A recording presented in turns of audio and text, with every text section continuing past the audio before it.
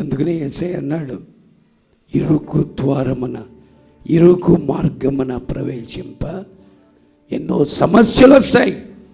కుటుంబంలో సమస్యలు వస్తాయి. భర్త వల్ల సమస్య, భార్యల వల్ల సమస్య, బిడ్డల వల్ల సమస్య, తల్లిదండ్రుల వల్ల పిల్లలకు సమస్యలు వస్తాయి. ఇరుకు మార్గం ప్రవేశింప పోరాడండి. పోరాటం లేకుండా గమ్యం చేరలేం. పోరాటం లేకుండా మార్గంలో ముందుకు సాగిపోలేం.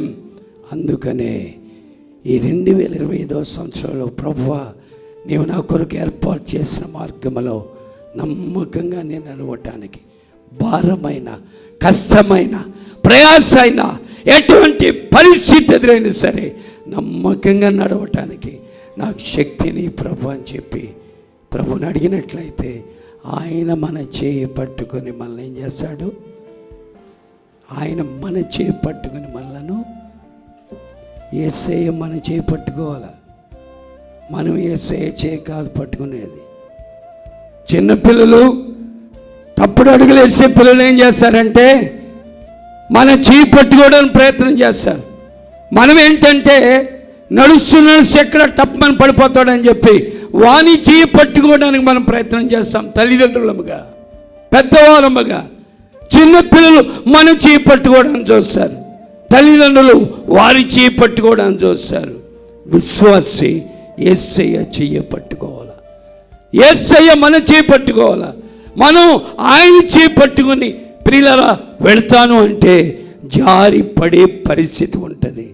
ప్రభువా, నేను నీ చేయి పట్టుకోవటం కాదు, నా చెయ్యి నీవు పట్టుకో, నా చెయ్యి నీవు పట్టుకో.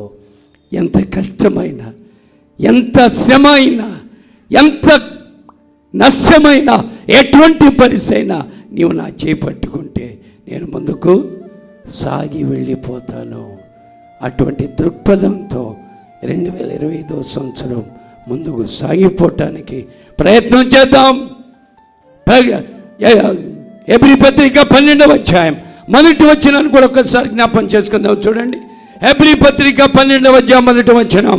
ఇంత గొప్ప సాక్షి సమూహం మేఘము వలె మనల్ని ఆవరించి ఉన్నందున మనము కూడా ప్రతి భారమును సులువుగా చిక్కులు పెట్టు పాపములను విడిచిపెట్టి విశ్వాసమును కర్తయు దాన్ని కొనసాగించువాడునైనా యేసు వైపు చూచుచు మన ఎదుట ఉంచబడిన పందెములో ఓపికతో పరిగెత్తు. ఎట్లా పరిగెట్టాలా?